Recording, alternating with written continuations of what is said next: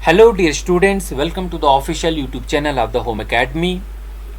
आज के लेसन में हम पढ़ने जा रहे हैं इंडियन पॉलिटी का इम्पोर्टेंट टॉपिक कॉन्स्टिट्यूशन। और यहाँ पर हम टॉपिक जो लिया है वो है फंडामेंटल राइट्स। आज हम फंडामेंटल राइट्स के बारे में पढ़ेंगे। वो स्टूडेंट जो होम एकेडमी के प्लेटफॉर्म पे नए हैं, अभी तक चैनल को सब्सक्राइब नहीं किया है, चैनल को सब्सक्राइब कीजिए। आपको लेटेस्ट वीडियोस की नोटिफिकेशन मिलती रहेगी। और अगर आप कॉम्पिटिटिव एग्जामिनेशन के लिए पढ़ रहे हैं तो हमारे फेसबुक पेज से जुड़िए, यूट्यूब चैनल को सब्सक्राइब कीजिए। स्टडी मटेरियल के लिए हमारी वेबसाइट www.homeacademy.in पे विजिट करेंगे और यहाँ पर आप MCQs की प्रैक्टिस कर सकते हैं। जैसे कि हम जो है आज टॉपिक इंडियन पॉलिटी का फंडामेंटल राइट्स शुरू कर रहे हैं, तो आप जाएंगे वहाँ पर आप जो है इसमें 500 प्लस जो है MCQs की जो है वो प्रैक्टिस कर पाएंगे, क्योंकि वहाँ पर टॉपिक वाइज जो है क्वेश्चंस है। मैं नीचे लिंक जो है वो दे दूंगा। एक एक जो है पेजेस में जो है वो 10 क्वेश्चंस की जो है प्रैक्टिस कर सकते हैं। तो टॉपिक वाइज जो है आप प्रैक्टिस एग्जामिनेशन के लिए करें तो आपको किसी मॉक टेस्ट की भी ज़रूरत नहीं पड़ेगी। तो आज का टॉपिक रहेगा फंडामेंटल राइट्स। फंडामेंटल राइट्स यानी कि बुनियादी हकूक़ आपके। आप जानते हैं हमारे आइन में जो है मेंशन किया गया है फंडामेंटल राइट्स के बारे में। क्वेश्चन आपको पूछा सकता है कि फंडामेंटल राइट्स जो है वो हमारे आइन में कॉन्स्टिट्यूशन ऑफ इंडिया में कहां पर मेंशन किए गए हैं, तो आपका आंसर होगा पार्ट 3 में। देखिए, ये वीडियो जो है competitive examination point of view से हम पढ़ा रहे हैं, तो जो भी मल्टीपल चॉइस क्वेश्चन में पूछा जाता है उन चीजों पे फोकस करेंगे। फंडामेंटल राइट्स को जो है मेंशन किया गया है part 3 of the constitution of India में। आप अपनी नोटबुक जरूर जो है वो साथ में रखें, इन पॉइंट्स को नोट करेंगे। सेकंड पॉइंट, अगर हम बात करते हैं कि फंडामेंटल राइट्स जो है किस आर्टिकल में मेंशन किया गया है, तो वह कौन से आर्टिकल है? आर्टिकल 12 से लेकर 35 तक जो आर्टिकल है ये डील करते हैं with the fundamental rights. Basically article जो 12 है और 13 है ये हमारे जो है इंट्रोडक्शन है। हमारे जो है फंडामेंटल राइट्स हमारे कॉन्स्टिट्यूशन में इंट्रोडक्शन दिया गया है। ऐसे तो 14 से स्टार्ट होता है, लेकिन हम मानते हैं आर्टिकल 12 35 से जो है ये डील करते हैं फंडामेंटल राइट्स से। अच्छा, तो आर्टिकल 12 और 13 जो है उसमें इंट्रोडक्शन को डिस्कस किया गया है, और जो 33 है, 34 है, 35 है उसमें कंक्लूजन जो है वो डिस्कस किया गया है। अब बात करेंगे जो कंसेप्ट हमने फंडामेंटल राइट्स का जो है वो लिया है, ये कहाँ से हमने बारो किया है। आप जानते हैं जो हमारा आइन है, हमारा जो कॉन्स्टिट्यूशन है वो हमने 11 जगहों से बारो किया गया है, जिसमें एक हमारा एक्ट आता है और जो है साथ में ऐसी 10 कंट्रीज आती है जहां से हमने अपना आइन जो है कॉन्स्टिट्यूशन के जो प्रिंसिपल्स है वो बारो किया गया है, जो कि हम एक सेपरेट वीडियो में पढ़ लेंगे। फिलहाल के लिए आपको याद रखना है फंडामेंटल राइट्स जो हमने अमेरिका के कॉन्स्टिट्यूशन यानी कि USA के कॉन्स्टिट्यूशन से लिए हैं। बट आपको एक और बात मालूम होनी चाहिए है, USA का जो कॉन्स्टिट्यूशन है उसे हम बिल ऑफ राइट्स कहते हैं। एग्जामिनेशन में कभी कभी आपको ऑप्शन में बिल ऑफ राइट्स दिया जाता है। आपके पास ऑप्शन दिया जाता है ऐसे कि फंडामेंटल राइट्स जो है इंडियन कॉन्स्टिट्यूशन ने कहाँ से बारो किए हैं। पहला ऑप्शन आपके पास बिल ऑफ राइट्स आता है, दूसरा सोवियत यूनियन आता है, थर्ड कनाडा आता है, फोर्थ साउथ अफ्रीका आता है। तो अक्सर जो है बच्चे जो है इसमें गलती कर लेते हैं, वो जो है USSR लिख लेते हैं क्योंकि ऑप्शन उन्हें USA नहीं दिखता। तो बिल ऑफ राइट्स याद रखेंगे, USA के ही आइन को कहते हैं। ये गलती होती है इसलिए मैंने बता दिया, ठीक है। छोटी छोटी गलतियां ये आप अवॉइड करेंगे। नेक्स्ट हम पॉइंट जो है वो डिस्कस करेंगे। आप जानते हैं फंडामेंटल राइट्स को हमने फंडामेंटल कहा, यानी कि बुनियादी हकूक कहा। क्यों कहा फंडामेंटल राइट्स को हमने fundamental? Because they are guaranteed as well as they are being protected by the constitution for all the citizen. क्योंकि हमारा जो आइन है वो इस बात की गारंटी देता है कि इन हकूक़ों को आपसे जो है ये कोई छीन नहीं सकता। इन हकूक़ों को ये जो फंडामेंटल राइट्स हैं इनको प्रोटेक्ट करेगा हमारा आइन। कोई भी सिटीज़न है कंट्री का, तो अगर इनकी वायलेशन होती है तो आप जो है कोर्ट का सहारा ले सकते हैं, क्योंकि ये राइट्स जो है वो जस्टिसेबल है, ये राइट्स हमारे जुडिशेबल है। तो फंडामेंटल राइट्स जो होंगे वो क्या होते हैं? जुडिशेबल होते हैं। क्या होते हैं? जस्टिसेबल होते हैं इन नेचर। क्या मतलब होता है जुडिशेबल? अगर आपकी जो फंडामेंटल राइट्स है इनका कहीं वायलेशन होता है तो आप कोर्ट जा सकते हैं और आपको वहाँ पर इंसाफ मिलेगा। तो ये मीनिंग होगा जुडिशेबल का, जस्टिसेबल का। तो in case of violation of the fundamental rights, all the citizen of India has the right to go to the Supreme Court of India directly। अब बहुत इंटरेस्टेड बात यह है, आप जानते हैं कोई भी आपका सिविल केस होता है तो आप कोर्ट जाते हैं, आप सेशन कोर्ट जाएंगे, आप हाई कोर्ट जाएंगे और आप सुप्रीम कोर्ट तक जा सकते हैं। लेकिन जब फंडामेंटल राइट्स का वायलेशन होता है तो आप डायरेक्टली जो है वो सुप्रीम कोर्ट जा सकते हैं। आपको हाई कोर्ट जाने की ज़रूरत नहीं, आप डायरेक्टली अप्रोच कर सकते हैं सुप्रीम कोर्ट ऑफ इंडिया को। नेक्स्ट इंपॉर्टेंट पॉइंट, अगर हम बात करते हैं, देयर वर 7 फंडामेंटल राइट्स। मैंने 7 लिखा है फंडामेंटल राइट्स, 6 नहीं लिखा क्योंकि मैंने यहाँ पर वर का यूज़ किया है। शुरू में जो मेंशन किए गए थे कॉन्स्टिट्यूशन ऑफ इंडिया में तो 7 फंडामेंटल राइट्स थे, लेकिन आज की डेट में 7 फंडामेंटल राइट्स नहीं हैं, क्योंकि एक ऐसा फंडामेंटल राइट्स है जिसे हमने डिलीट कर दिया है फंडामेंटल राइट्स से।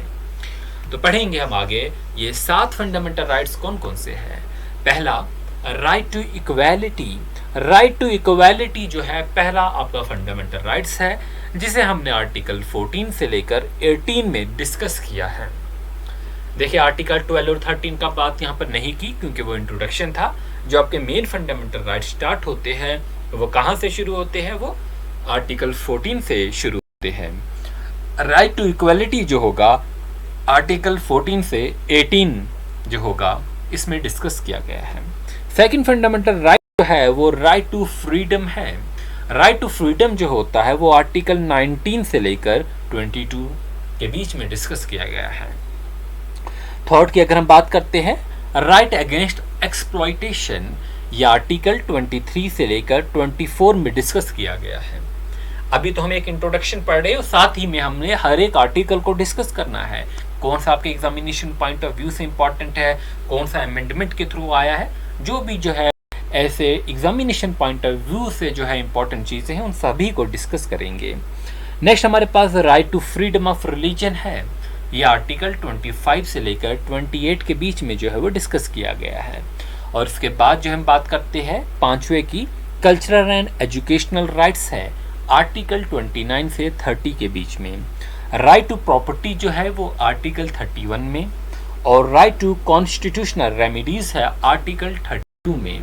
अब ये जो है आप देखेंगे आर्टिकल 31 राइट टू प्रॉपर्टी, इसे जो है हमने डिलीट किया है अपने आइन से। क्यों किया है पूरा डिस्कशन होगा।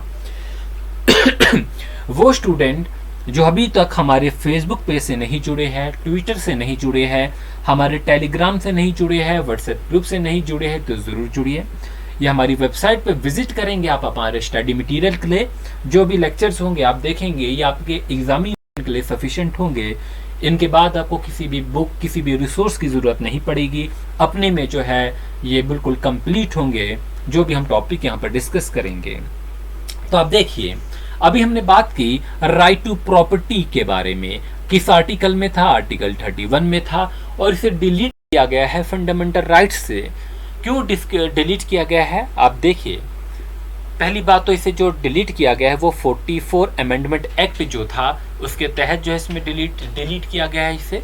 और उस टाइम जो गवर्नमेंट थी वो मोरारजी देसाई की गवर्नमेंट थी। आप जानते होंगे हमारी कंट्री में जो है इंडस्ट्रियल रेवोल्यूशन भी शुरू हुआ था, हमारी कंट्री में जो है नेशनल हाईवेज भी बन रहे थे, हमारी कंट्रीज में जो है वेरियस इंडस्ट्रियल यूनिट्स लगाने थे। तो उसके लिए हमें क्या ज़रूरत थी, हमें लैंड की ज़रूरत थी। तो क्या होता था, पहले जो राइट जो था किसी का ये मकान था, ठीक है, तो यहाँ से रोड बननी है, या यहाँ पर जो है एक गवर्नमेंट ने सोचा कि इंडस्ट्रियल एरिया लगाना है तो इस मकान को जो है उठाना पड़ेगा, या किसी की लैंड है, यहाँ पर लैंड है तो यहाँ से रोड बननी है तो ये लैंड उसके बीच में आ जाती थी। तो गवर्नमेंट क्या चाहती थी, इस लैंड को टेक ओवर करना चाहती थी। तो इसकी वजह से गवर्नमेंट ने राइट टू प्रॉपर्टी को डिलीट किया, क्योंकि क्या होता था जैसे ही गवर्नमेंट उस लैंड को लेना चाहती थी तो वो पर्सन जो है डायरेक्टली सुप्रीम कोर्ट चले जाते थे कि हमारे फंडामेंटल राइट्स का जो है वो वायलेशन हो रहा है। तो मोरारजी देसाई की गवर्नमेंट ने, क्योंकि कंट्री की जो है वो डेवलपमेंट करनी थी, ऐसे केसेस जो है वो लंबे लंबे रुक जाते थे, क्योंकि कोई भी अपनी लैंड, अपनी जो है अपना घर नहीं देना चाहता था उस डेवलपमेंट में। तो गवर्नमेंट ने क्या किया कि इस राइट टू प्रॉपर्टी को जो है फंडामेंटल राइट से जो है वो डिलीट कर दिया और इसे एक लीगल राइट बना दिया। क्या बना दिया? लीगल राइट बना दिया। अब देखिए जब गवर्नमेंट ने राइट टू प्रॉपर्टी को डिलीट किया तो लोगों ने कहा हम प्रॉपर्टी ही क्यों ले। तो गवर्नमेंट ने उसे बोला कि ये नहीं बात है कि ये आपकी प्रॉपर्टी पे बिल्कुल आपका अधिकार है, बट उसे एक लीगल राइट बना दिया गया। मतलब जब कभी जो उस पर लीगल अधिकार जो है वो आपका ही रहेगा, बट जब कभी गवर्नमेंट को किसी भी डेवलपमेंट के लिए उस लैंड की ज़रूरत पड़ेगी तो गवर्नमेंट उसे टेक ओवर करेगी और उसके बदले में आपको दो ऑप्शन दिए जाएंगे, या आपको कंपनसेशन दिया जाएगा या आपको कहीं और रिप्लेस में जो है वो प्रॉपर्टी दी जाएगी, या तो आपको उसकी जगह पैसे दिए जाएंगे या तो ये। तो इस वजह से लोग अब सुप्रीम कोर्ट नहीं जाएंगे क्योंकि ये आपका फंडामेंटल राइट्स का वायलेशन नहीं है, इसे एक लीगल राइट बना दिया है। इसमें हम और डिस्कशन करेंगे, आगे हमारे और लेक्चर्स है जब हम आर्टिकल 31 को डिस्कस करेंगे तो ज़रूर हम इस पे बात करेंगे। फिलहाल हम अपने को competitive examination point of view से जो है चीज़ों को पढ़ेंगे और वहीं तक अपने को महदूद करेंगे।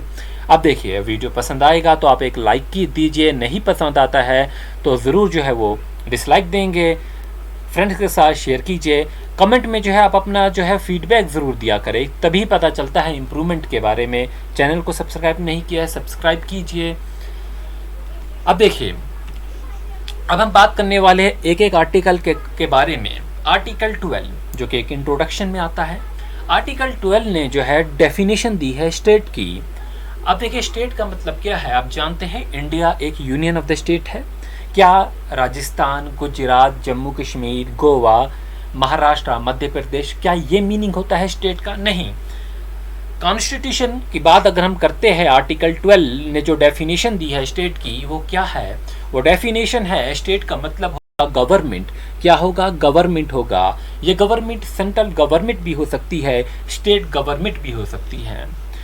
सेकंड, इसका मतलब होगा पार्लियामेंट, लोकसभा, राज्यसभा, ये हमारी स्टेट होगी। स्टेट का मतलब होगा लेजिस्लेचर भी, चाहे विधानसभा है, विधान परिषद है, ये भी स्टेट होगा। लोकल गवर्नमेंट की बात करेंगे तो ये भी स्टेट में आती है, चाहे पंचायत है, चाहे म्यूनिसिपैलिटीज़ है। फिर हमारी जो कॉन्स्टिट्यूशनल और नॉन कॉन्स्टिट्यूशनल बॉडीज़ होती है तो वो भी हमारी स्टेट में आती है।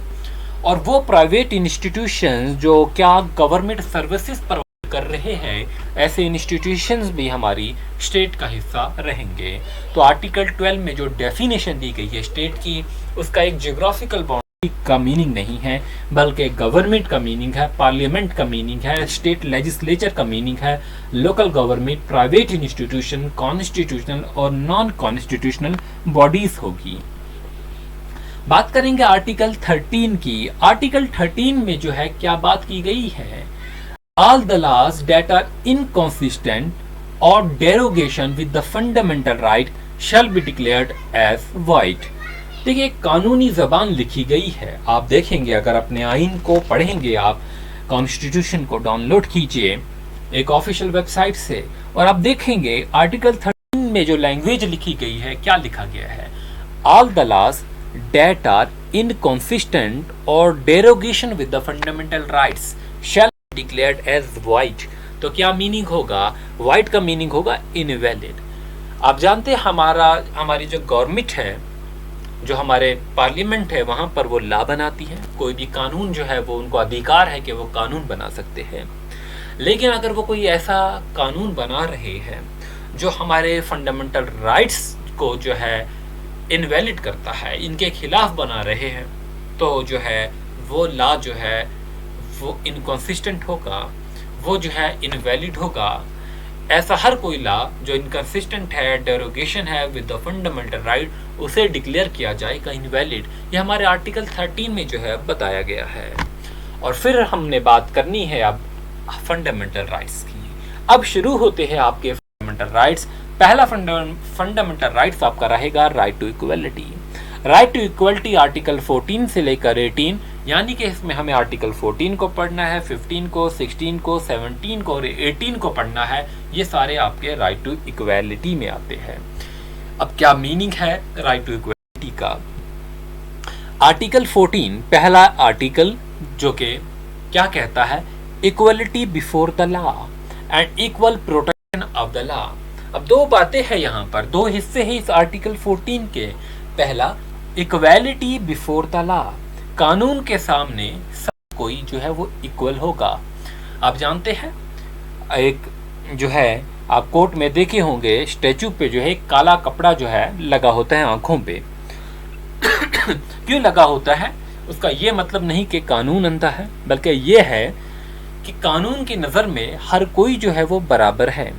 यहाँ पर चाहे प्राइम मिनिस्टर है, यहाँ पर चाहे कोई आम पर्सन है, कोई बड़ा बिजनेसमैन है, कोई एमएलए है, कोई आईपीएस है, कोई ब्यूरोक्रेट है, सारे कानून की नज़र में इक्वल होंगे। तो यहाँ पर इक्वालिटी की बात की गई है कि equality before the law. Next बात जो की गई है, इक्वल प्रोटेक्शन जो है ऑफ द लॉ, सब चाहे कोई भी है, हर किसी को इक्वल प्रोटेक्शन कानून के तहत जो है वो दी जाएगी। नेक्स्ट हम बात करते हैं, क्या यहाँ पर कोई एक्सेप्शन है? बिल्कुल, यहाँ पर एक एक्सेप्शन है। आप जानते हैं हमारे कंट्री में जो हेड होते हैं वो प्रेसिडेंट होते हैं। ऐसे कॉन्स्टिट्यूशनल हेड अगर हम मानते हैं तो किसे मानते हैं? प्रेसिडेंट को मानते हैं। तो यहाँ पर अंडर द आर्टिकल 361 आर्टिकल के तहत जो हमारे प्रेसिडेंट होते हैं उन्हें एक्सेप्शन दी जाती है। गवर्नर ऑफ द स्टेट को जो है एक्सेप्शन दी जाती है। अगर ये कोई क्राइम करते हैं, चाहे वो प्रेसिडेंट है चाहे गवर्नर ऑफ द स्टेट है, अगर ये कोई क्राइम करते हैं तो इन्हें जो है प्रोटेक्शन होती है। इन्हें जो है क्या बोलते हैं, इनके खिलाफ कोई एक्शन नहीं लिया जा सकता है, इनको अरेस्ट नहीं करेंगे। इनके खिलाफ जो है चाहे ये मर्डर भी कर ले प्रेसिडेंट, तो भी इनके खिलाफ जो है कोई जो है केस नहीं चलेगा। कब तक नहीं चलेगा? जब तक ये ऑफिस में है, जब तक ये इस ओहदे पे है। अंडर द आर्टिकल 361 यहाँ पर जो है एक्सेप्शन है राइट टू इक्वलिटी में। ठीक है, ये दो बातें याद रखेंगे। तो प्राइम मिनिस्टर की अगर बात करते हैं तो उनके लिए कोई एक्सेप्शन नहीं है, होम मिनिस्टर के लिए नहीं है, किसी और काउंसिल ऑफ मिनिस्टर की अगर हम बात करते हैं उनके लिए एक्सेप्शन नहीं है। सिर्फ दो के लिए है, प्रेसिडेंट ऑफ इंडिया या गवर्नर ऑफ द स्टेट। हाँ, बट यहाँ पर बात याद रखिए, प्रेसिडेंट अगर कोई क्राइम करता है तो एक्सेप्शन है, तो उनके खिलाफ कोई केस नहीं चलेगा। लेकिन अगर प्रेसिडेंट का कोई सिविल केस है तो इसमें जो है क्राइम पे उन पे केस नहीं होगा।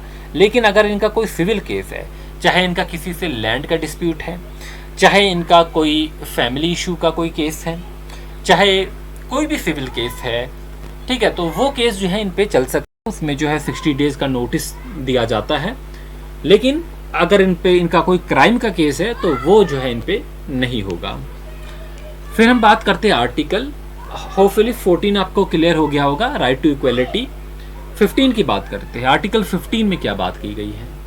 आर्टिकल 15 में बात की गई है प्रोहिबिशन ऑफ डिस्क्रिमिनेशन। डिस्क्रिमिनेशन को रोकना है, उसे रोकना है, हर हालत में रोकना है। डिस्क्रिमिनेशन किस बेसिस पे होता है? आप जानते हैं हमारी कंट्री में रिलीजन जो है एक इशू रहता है हमेशा से। तो रिलीजन के बाद बेसिस पे डिस्क्रिमिनेशन हो सकता है, तो उसे हर हालत में रोकना है। कास्ट सिस्टम है इस कंट्री में, कास्ट के बेसिस पे जो डिस्क्रिमिनेशन होता है उसे रोकना है। कलर के बेसिस पे, कोई काला है गोरा है, उस पर कोई डिस्क्रिमिनेशन नहीं होना चाहिए। जेंडर की बेसिस पे या प्लेस ऑफ बर्थ की बेसिस पे जो है कोई भी डिस्क्रिमिनेशन नहीं होना चाहिए। ये कौन कहता है? आर्टिकल 15 जो है कहता है। बात करेंगे आर्टिकल 16 की। हमारे आइन जो है आर्टिकल 16 क्या कहता है? Equality of opportunity in public employment. Public employment suppose जो है यूपीएससी का जो है फॉर्म निकला है यूपीएससी का फॉर्म निकला है, एक पब्लिक एम्प्लॉयमेंट है। तो यहाँ पर जो है हर बच्चा जो है कंट्री का चाहे किसी भी स्टेट से है वो अप्लाई करेगा। वो क्या करेगा? अप्लाई करेगा। अब यहाँ पर ये नहीं है कि सिर्फ साउथ इंडियन अप्लाई करेंगे, सिर्फ नॉर्थ इंडियन अप्लाई करेंगे, क्योंकि ये पब्लिक एम्प्लॉयमेंट है। तो यहाँ पर जो है इक्वल अपॉर्चुनिटी दी है हर किसी रिलीजन को कि वो अप्लाई कर सकता है, हर किसी कास्ट को। यहाँ पे शेड्यूल कास्ट अप्लाई कर सकता है, शेड्यूल ट्राइब जो है अप्लाई कर सकता है, चाहे गोरा है काला है वो अप्लाई कर सकता है, मेल है फीमेल है वो अप्लाई कर सकता है। प्लेस ऑफ बर्थ उसकी चाहे गुजराती है, चाहे जो वो जो है महाराष्ट्र से है, चाहे वो बंगाली है, चाहे वो मद्रासी है, कोई भी है वो अप्लाई कर सकता है। तो इक्वल अपॉर्चुनिटी हर किसी को दी है। अब बात यहाँ पर आती है, इक्वल अपॉर्चुनिटी है तो कुछ रिजर्वेशन का केस। रिजर्वेशन में आप जानते हैं कोई डिस्क्रिमिनेशन जो है कास्ट बेसिस पे यहाँ इस कंट्री में अभी भी होता है, तो उस बेसिस की वजह से जो है यहाँ पर कुछ रिजर्वेशन दी जाती है। और कुछ ऐसे ट्राइब्स हैं हमारे यहाँ पर जो कि जो है जिनके पास वो सहूलियत नहीं है। जैसे अगर हम बात करते हैं अंडमान निकोबार में कुछ ऐसे ऐसे ट्राइब्स हैं जहाँ पर अभी तक जो है इवन इलेक्ट्रिसिटी नहीं, इवन वहाँ पर इंटरनेट नहीं है। तो ऐसी बहुत सी चीज़ें हैं जिसकी बेसिस पे जो है उनके साथ डिस्क्रिमिनेशन हो सकता है। वो उन पर्सन के साथ compete नहीं कर पाते जिनके पास सारी फैसिलिटीज़ हैं, तो उनके लिए जो है कुछ रिजर्वेशन सिस्टम जो है कर दिया गया है। नेक्स्ट हम बात करेंगे आर्टिकल 17 की। आर्टिकल 17 में बात की गई है अनटचेबिलिटी की एबोलिशन के बारे में। आप जानते हैं कास्ट सिस्टम की बेसिस पे जो है यहाँ पर छुआछूत ये सारी चीज़ें जो है थी और आज भी है, तो इनके एबोलिशन के बारे में बात की गई है। आर्टिकल 17 में काफ़ी इंपॉर्टेंट रहता है। आर्टिकल 17 में एबोलिशन ऑफ अनटचेबिलिटी की बात की गई है। बात करेंगे आर्टिकल 18 की। आर्टिकल 18 कहता है एबोलिशन ऑफ टाइटल्स जैसे कि महाराजा टाइटल है एक, इस महाराजा टाइटल को जो है वो जो है कोई भी नहीं लगा सकता। राजा टाइटल है, प्रिंस टाइटल था, ये टाइटल जो है कोई भी जो है वो यूज़ नहीं कर सकता। ठीक है, ज़मींदार एक टाइटल था, जागीरदार एक टाइटल था, ऐसे टाइटल जो है वो यूज़ नहीं कर सकते। लेकिन यहाँ पर एक्सेप्शन है कि एजुकेशनल अगर आपके पास टाइटल्स हैं, मिलिट्री टाइटल्स हैं, तो आप वो यूज़ कर सकते हैं। जैसे डॉक्टर जो है वो टीआर का यूज़ करता है अपने नाम से पहले, इंजीनियर ईआर का यूज़ करता है। इसी तरीके से लेफ्टिनेंट गवर्नर का यूज़ किया जाता है। यहाँ पर हमारे पास जो है इसके अलावा आर्मी में, मिलिट्री में जो है कर्नल का यूज़ किया जाता है। ठीक है, तो ऐसे जो है वो यूज़ कर सकते हैं टाइटल जो कि एजुकेशनल टाइटल्स है या मिलिट्री टाइटल्स हैं। लेकिन in general Maharaja, Raja, Prince, ये सारे ज़मींदार के टाइटल्स का जो है आप यूज़ नहीं करेंगे। फिर हम बात करेंगे राइट टू फ्रीडम की। राइट टू फ्रीडम आर्टिकल 19 से लेकर 22 के बीच में डिस्कस किया गया है। तो इसमें आपको आर्टिकल 19 के बारे में पढ़ना है, आर्टिकल 20 के बारे में, आर्टिकल 21 के बारे में और आर्टिकल 22 के बारे में पढ़ना है। आप जानते हैं हमारे आर्टिकल 19 में काफ़ी इंपॉर्टेंट आर्टिकल है। यहाँ पर डिफरेंट टाइप्स ऑफ फ्रीडम की बात की गई है। आप नोट कीजिए, साथ साथ नोट्सों के लिए आपको हमारी वेबसाइट पे जो है आना होगा। वहाँ पर इंडियन पॉलिटी के सेक्शन में जाएंगे, नीचे आप लेबल्स देखेंगे। ठीक है, वेबसाइट पे जब जाएंगे सबसे नीचे जाएंगे, इसमें वहाँ पर इंडियन पॉलिटी में जाएंगे, JKSSB नोट्स में जाएंगे, आपको सारी चीज़ें मिलेगी। ये सारी चीज़ें वेबसाइट पे हैं। आर्टिकल 19 की बात करेंगे, डिफरेंट टाइप्स ऑफ फ्रीडम्स की बात की गई है। इसमें आर्टिकल 19 का सेक्शन ए जो है, इसमें freedom of speech and expression की बात की गई है और साथ में प्रेस की फ्रीडम की भी बात की गई है। इतना तो आप समझते हैं फ्रीडम ऑफ स्पीच क्या है, फ्रीडम ऑफ एक्सप्रेशन क्या है। आपके पास एक खुली आज़ादी है, आप अपनी बातों को एक्सप्रेस कर सकते हैं, अपने व्यूज़ को एक्सप्रेस कर सकते हैं। आपकी प्रेस के पास फ्रीडम दी गई है कि वो इंडिपेंडेंट होकर जो है वो न्यूज़ को कवर करेंगे। बट ऐसी बात जो है, आप जो कंट्री को तोड़ने की बात है या कोई कॉमनल बातें हैं, वो जो है आप नहीं करेंगे। ठीक है, तो वो इसका जो है नेगेटिव यूज़ नहीं करनी है। फिर हम बात करेंगे फ्रीडम ऑफ असेंबली की बात की गई है। आप जो है असेंबल हो सकते हैं। आप देखते हैं आपके यहाँ पर मैरिज है, आप मैरिज में जो है बहुत से लोग असेंबल होते हैं, तो आप असेंबली कर सकते हैं। लेकिन वो असेंबली जो है वो पीसफुल होनी चाहिए और अनआर्म्ड होनी चाहिए। ठीक है, कोई हथियार नहीं होने चाहिए। एक पीसफुल असेंबली कर सकते हैं, बहुत से लोग जमा हो सकते हैं। फ्रीडम ऑफ असेंबली जो है आपको आइन ने जो है वो दी है। लेकिन वो पीसफुल होनी चाहिए और अनआर्म्ड होनी चाहिए। फिर हम बात करते हैं freedom of to form the association. आप एसोसिएशन बना सकते हैं। आप देखते हैं बहुत सी एसोसिएशंस बनी हैं, बहुत सी एनजीओज जो है वो बनती है। आप ये एसोसिएशंस जो है बना सकते हैं, आप ये एसोसिएशंस, ये एनजीओज जो है बना सकते हैं। नेक्स्ट रहता है हमारे पास freedom of movement in any part of the territory of India. आप फ्रीली जो है किसी भी पार्ट ऑफ इंडिया के जो है वो मूव कर सकते हैं। देखिए इसमें भी कुछ एक्सेप्शंस रहते सकती है, जैसे कि अंडमान निकोबार की कुछ ऐसी ट्राइब्स है जहाँ पर जो है जाने नहीं देते, कुछ बॉर्डर ऐसे एरियाज है जहाँ पर सिक्योरिटी रीजन के लिए जो है वो जाने नहीं देते। बट इन जनरल अगर हम बात करते हैं, फ्रीडम ऑफ मूवमेंट है कि आप कंट्री के किसी भी पार्ट में, किसी भी जो इंडियन टेरिटरी है उसमें आप फ्रीली जो है मूव कर सकते हैं। नेक्स्ट हमारे पास रहता है freedom of residence and settlement. आप कंट्री के किसी भी हिस्से में जाके जो है वो रह सकते हैं, रिहाइश कर सकते हैं और वहाँ पर सेटल हो सकते हैं। फिर आप जानते हैं आर्टिकल 19 का पार्ट 7 पार्ट एफ जो था इसे डिलीट कर दिया गया है। तो फिर जो जी पार्ट रहता है उसमें क्या बात की गई है, फ्रीडम ऑफ ट्रेड। आप ट्रेड कर सकते हैं, बेझिझक जो है आप ट्रेड कर सकते हैं। किसी भी जो है प्रोफेशन को आप अपनाना चाहते हैं वो प्रोफेशन अपना सकते हैं। आप बिजनेस करना चाहते हैं तो फ्रीली बिजनेस कर सकते हैं। ये आपका आइन जो है आपको इजाज़त देता है। आपके पास जो है वो प्रोफेशन जो है चूज़ करने का जो है एक फ्रीडम है।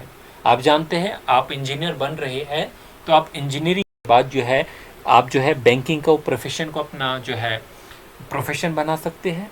आप टीचिंग को बना सकते हैं। आप डॉक्टर बन रहे हैं, आप देखते हैं कि से बीडीएस जो है डेंटिस्ट जो होते हैं वो जो है अपनी लाइन शिफ्ट करनी पड़ती है उन्हें, किस वजह से टीचिंग में आ जाते हैं। तो आप अपना प्रोफेशन, ये नहीं है कि आपने जो पढ़ाई की आप उसी में जाएंगे, ऐसी बात नहीं है। आप अपना प्रोफेशन चेंज कर सकते हैं, आप ट्रेड कर सकते हैं, आप बिजनेस कर सकते हैं। ये हमारे आइन में जो है वो राइट टू फ्रीडम दिया गया है। तो ये 19 में डिस्कस की गई थी। अब जानते हैं आप हमारे कंट्री जब नेशनल इमरजेंसी लगती है, बेसिकली 3 टाइप की इमरजेंसी हमारी कंट्री में है।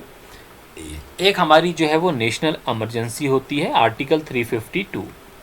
फिर हमारे पास स्टेट इमरजेंसी लगती है 356 में, और फिर फाइनेंशियल इमरजेंसी लगती है 360 में। ये आर्टिकल है, ये मैंने डिस्कस कर लिया। ठीक, आगे करेंगे। और तो देखिए ड्यूरिंग द नेशनल इमरजेंसी, जब नेशनल इमरजेंसी लगती है अंडर द आर्टिकल 352 जो है ये इमरजेंसी लगती है, तो जो हमारा आर्टिकल जो अभी तक हमने आर्टिकल पढ़ा आर्टिकल 19, यह ऑटोमेटिकली सस्पेंड हो जाता है। इम्पॉर्टेंट पॉइंट है, एग्जामिनेशन पॉइंट ऑफ व्यू से जो है हम आपको ये समरी जो दे रहे हैं, ठीक है। इसके बाद आपको किसी भी बुक पढ़ने की ज़रूरत नहीं, इससे बाहर क्वेश्चन नहीं आएंगे।